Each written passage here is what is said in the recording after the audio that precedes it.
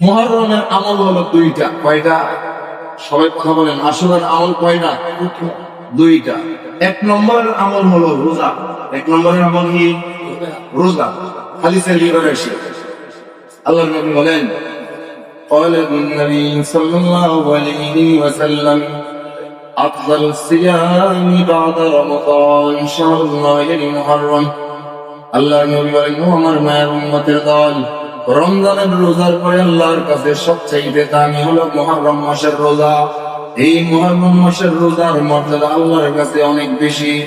ও দুনিয়ার মুসলমান ইমানদার আল্লাহর গোলাম, এই জন্য মুহররম মাসের এক নম্বরের আমল হলো সিয়াম পালন করা, রোজা রাখা। অন্য হাদিসের ভিতরে আল্লাহর নবী বলেন, قال النبي صلى الله عليه وسلم صيام يوم عاشوراء إني أحتسب على الله أن يكفر السنة التي قبله। আল্লাহর নবী বলেন, মুহররমের 10 তারিখ আশুরার দিন রোজা রাখলে আমি রাসূল আশাবাদী আশুরার দিনের রোজার বদৌলতে আসমানের মালিক আল্লাহ তার আগের 1 বছরের গুনাহ মাফ করে দিবেন। সুবহানাল্লাহ। তাহলে মুহররম মাসের 1 নম্বরের আমল কি? রোজা। কি রাখা? রোজা। এটা হলো করণীয়।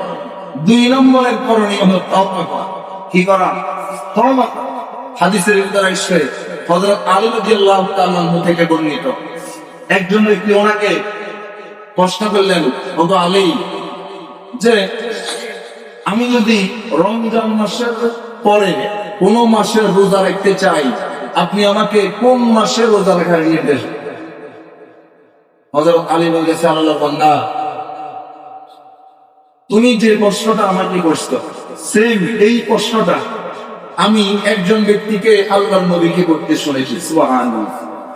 একজন ব্যক্তি আল্লাহর নবীর কাছে গিয়ে প্রশ্ন করছেন, ইয়া রাসূলুল্লাহ, আমি যদি রমজানের মাসের পরে অন্য কোন মাসের রোজা রাখতে চাই, আপনি আমাকে কোন মাসের সিয়ামের নির্দেশ দিন? আল্লাহর নবী বলেন, তুমি যদি রমজানের পরে কখনো কোথাও রোজা রাখতে চাও, তুমি মুহররম মাসের রোজা রাখো। সুবহানাল্লাহ। কেননা এই মুহররম হলো শাহরুল্লাহ, মুহররম মাস আল্লাহ। 2 নম্বর, এই মুহররম মাসের 10 তারিখ আশুরার দিন আল্লাহ এক জাতির তওবা কবুল করে নিয়েছেন। সুবহানাল্লাহ। মুহররম মাসের 10 তারিখ আশুরার দিন আল্লাহ তওবা কবুল করে নিয়েছেন। কিয়ামত পর্যন্ত হাদিসের ভিতরে এসেছে, কিয়ামত পর্যন্ত যারাই আশুরার দিন মুহররম মাসে তওবা করে, আল্লাহ প্রত্যেকের তওবা কবুল করে নিলেন। সুবহানাল্লাহ। তাহলে হাদিসের মাধ্যমে মুহররমের 2 নম্বরের আমল কি পাইলাম? বুঝলেন না? কি পাইলাম?